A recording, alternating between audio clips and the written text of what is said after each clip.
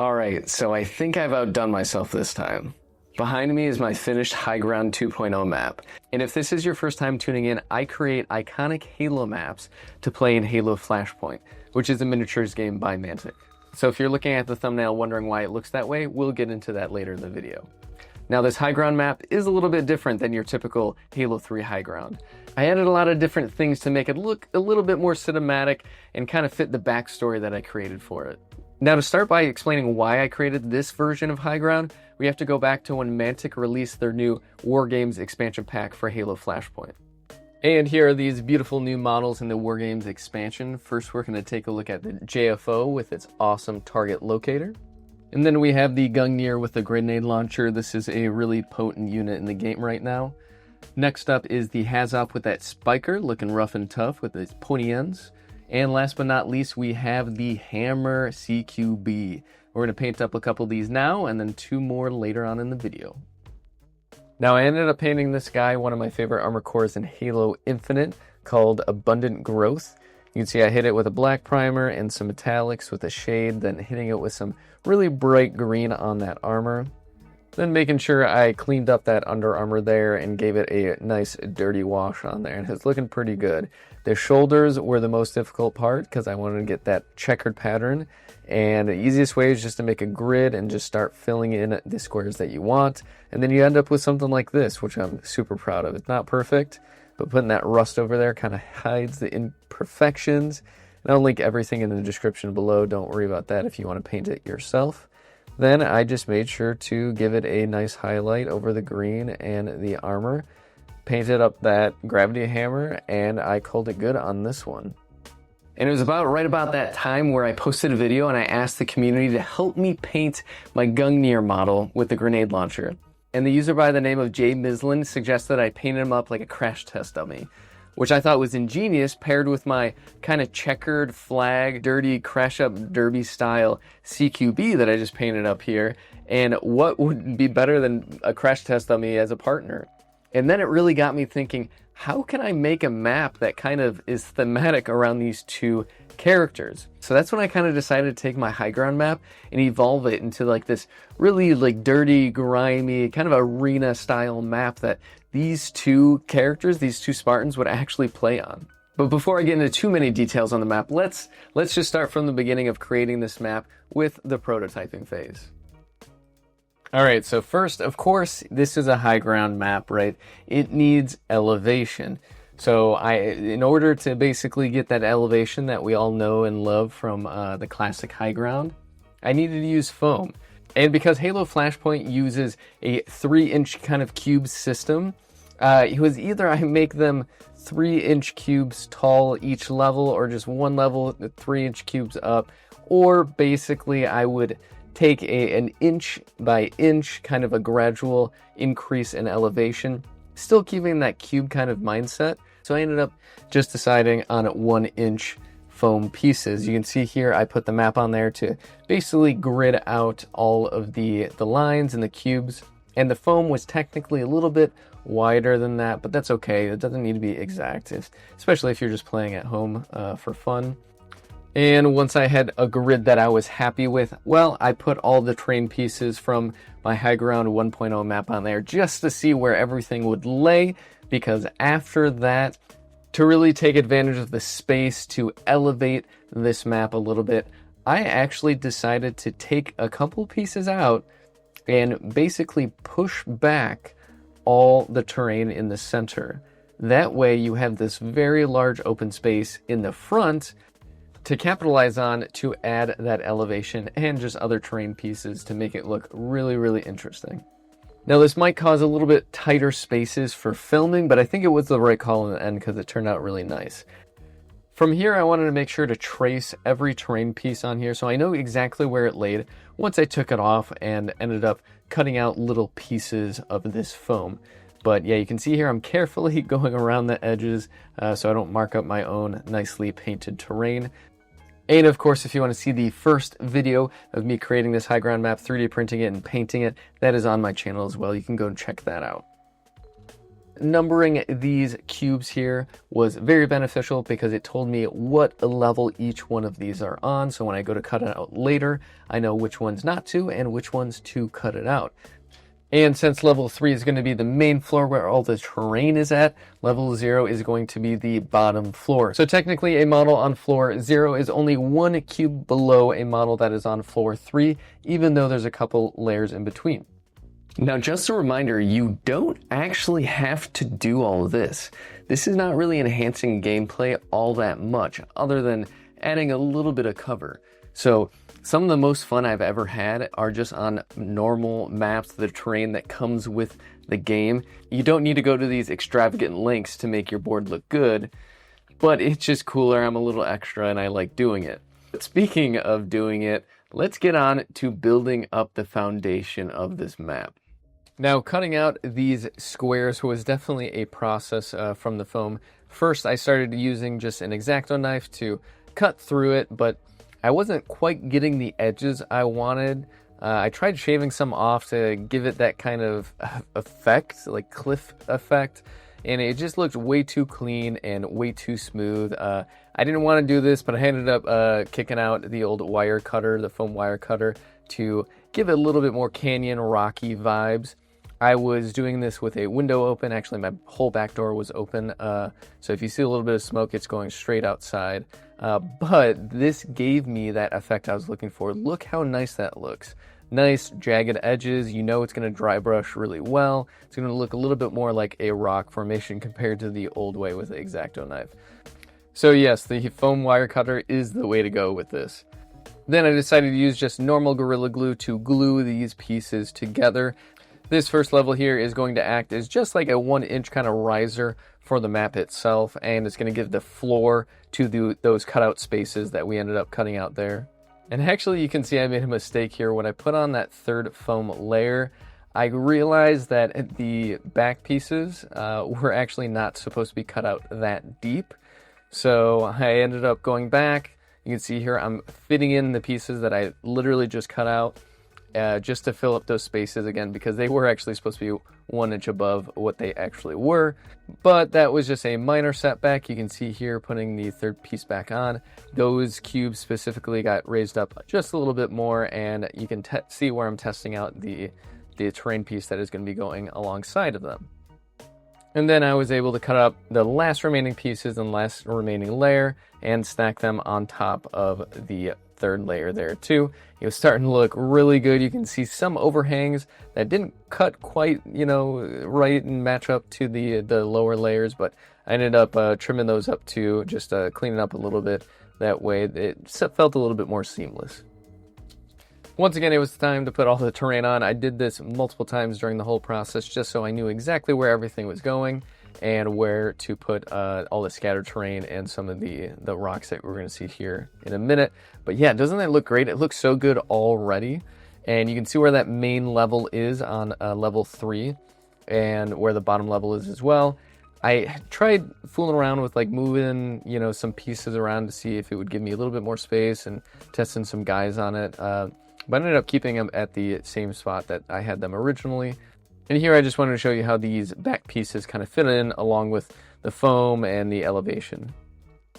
And in order to get some of those rock formations in there, I had to whip out the old wire cutter again and kind of just size it up, put it next to it, cut a little bit more out, see if it fit, cut a little bit more out, then kind of go from there until I got to something I was pretty happy with, which you see here.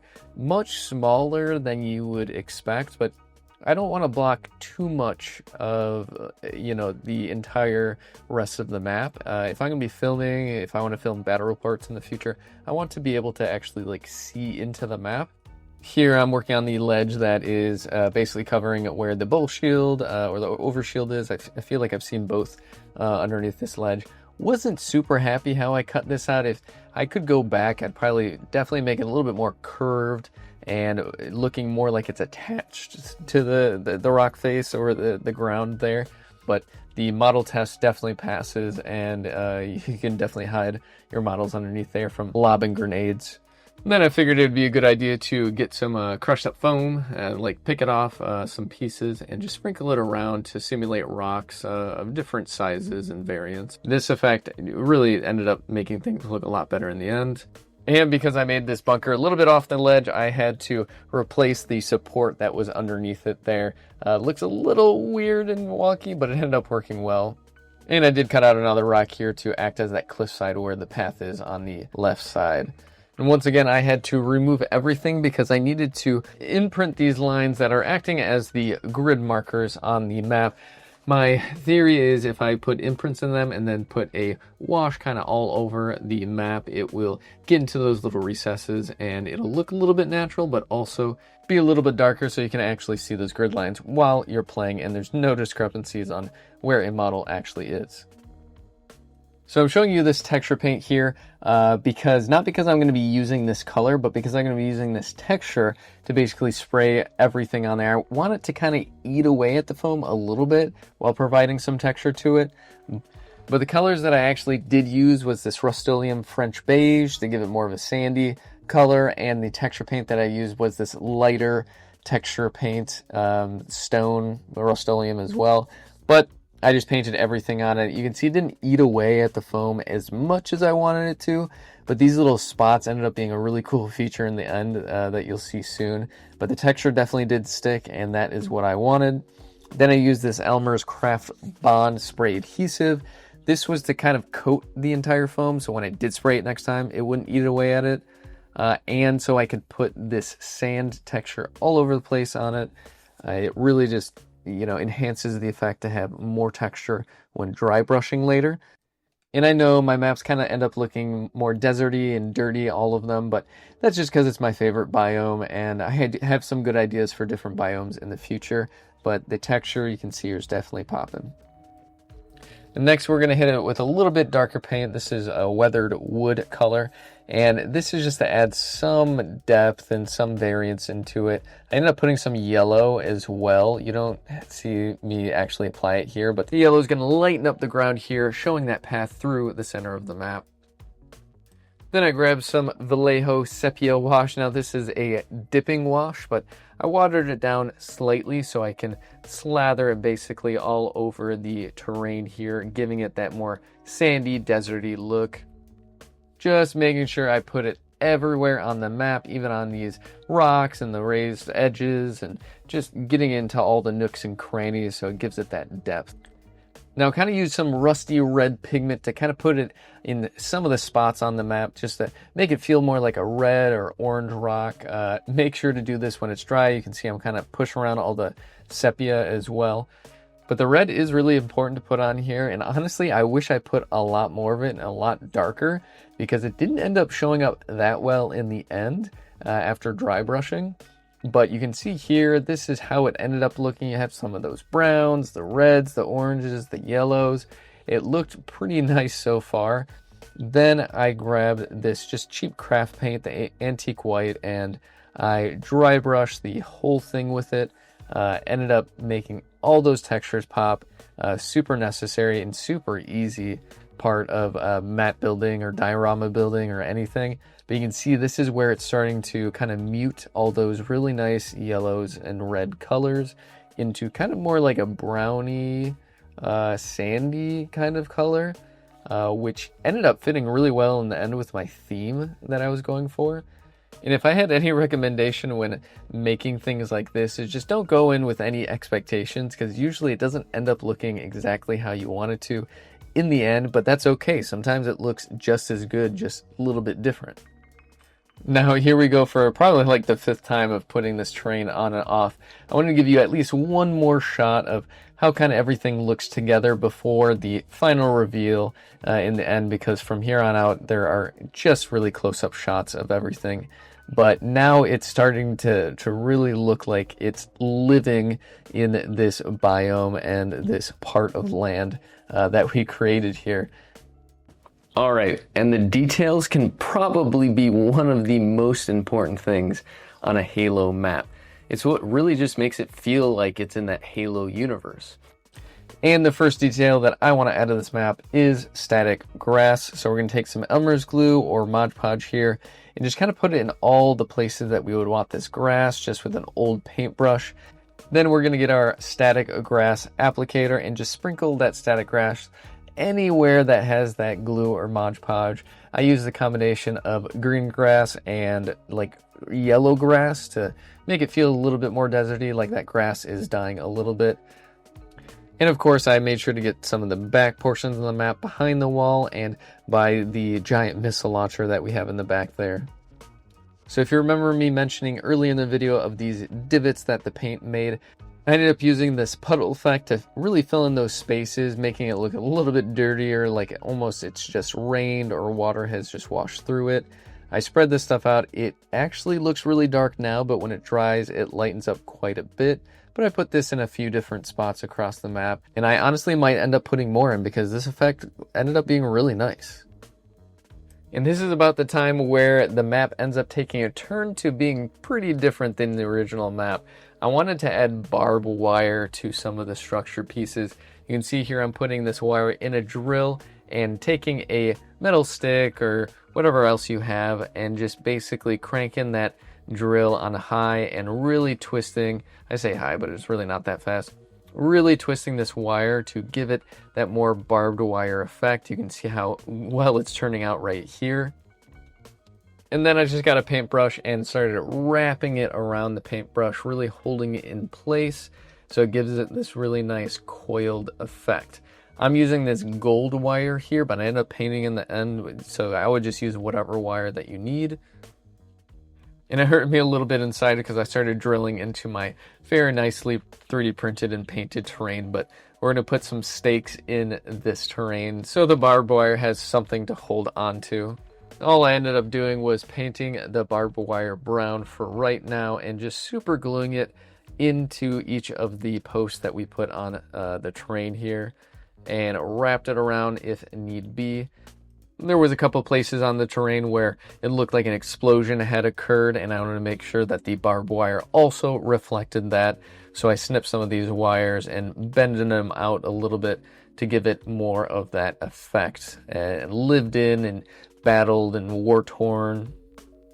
And as you see here, I added a little bit lighter brown onto the barbed wire, giving it that rusted effect, just like on some of the other rusted parts of the map. And added little silver paint chips here and there, but you can see it's turning out very well. And this was one of my favorite features of the map because it was easy to do, fun, and it made it look so much cooler. I did end up 3D printing some junkyard terrain out to add to the ambiance of it, but please don't do what I did and aim at your wrist while trying to take them off.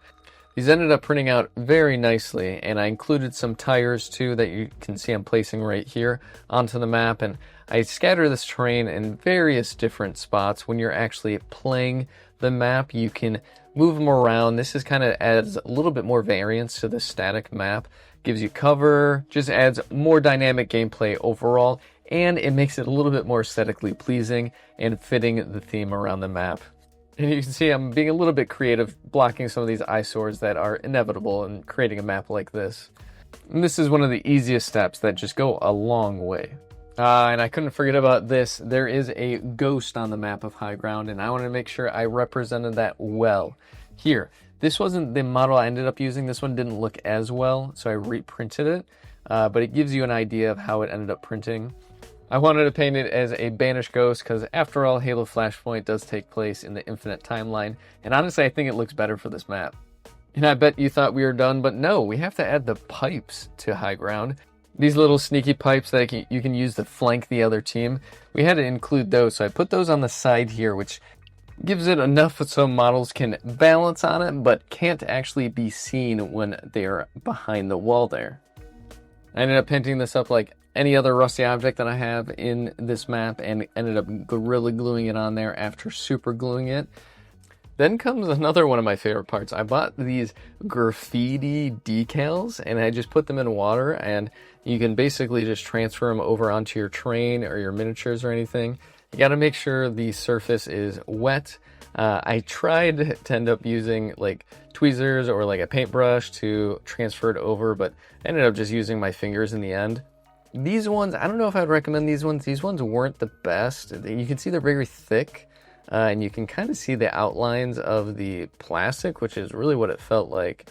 which is not normal decal, you know, material. But you can see the lines on there. I ended up cleaning up that a lot in the end, so it doesn't really end up looking like this harsh now. And I ended up with a lot of these little decals from various companies, and these little posters were one of my favorites because they definitely look like they would fit in the Halo universe. So I stuck those around. I put some more graffiti around in different places, and it really gives you the impression that little deviants and troublemakers are going through here, kind of just spray painting everything, and workers putting up posters because there are legitimate dangers within this map.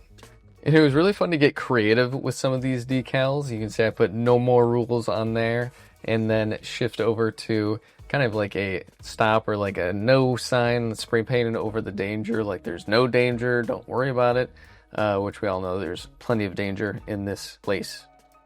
And these Green Stuff World decals ended up being a lot better than the other ones that I got. They just ended up forming a lot better onto the terrain, and they didn't have thick plastic lines around them, even though I cleaned up those thick plastic lines to make them look better than what you're seeing here. I figured since I was done with the terrain, to finish the models, JFO, I decided to make him look a little bit more like a police officer. I call him the ref. And it's just because he has that target locator on there, which kind of looks like one of those speed detectors that cops use. But overall, I'm pretty happy with how he turned out. Added a little bit of red lights to that blue. Then I need to paint up the Hazop, and I decided to go with a color scheme based off the Gravedigger, one of the most popular monster trucks out there. And I decided to paint them all in purple, then painted that helmet that bone white color, because there's a skull on Gravedigger's monster truck. Then I had to match all the green flames, so I highlighted all the accent colors on the armor, this really bright green. Made sure to add a bone wash over that white helmet. And gave it a good old dry brush to really make those accents pop. And the flames on Gravedigger have yellow accents and outlines on them, so I made sure to outline all the green armor pieces in yellow. And super happy with how this turned out. Decided everything was finished from there. Alright, and with that, we are done. Let's take a look at the final product.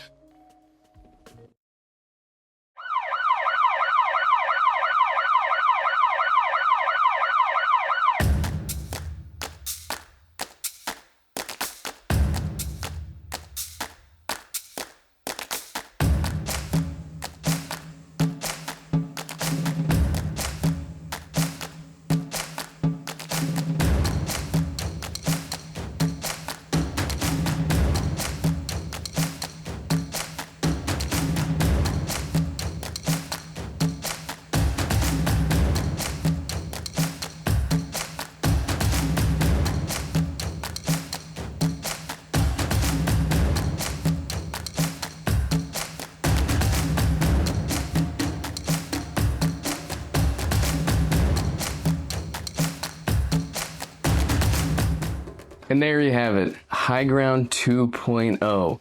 Overall, this was an awesome, fun build. Yeah, there's some things that I wish I could improve on. Like I would have loved to do little scorch marks for grenades and explosions on some of the rubble and the broken pieces.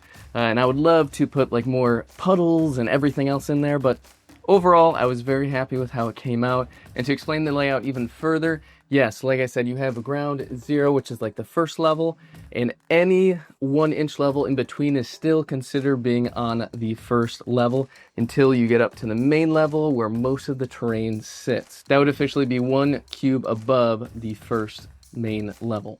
The pipes add a really cool feature to the map. It actually extends it so you get 3 or 4 extra cubes of movement, eyeballing it basically to pinpoint where exactly you are in the cube. There's some tight corridors, there's some wide open spaces, lots of cover. Overall, this is a great map and it's going to be fun to play on. Stay tuned for the next map. I'm going to start that immediately after editing this video. The new map is going to be special and using Mantic's own terrain, but otherwise, I'll catch you guys next time. Thanks for watching. Bye-bye.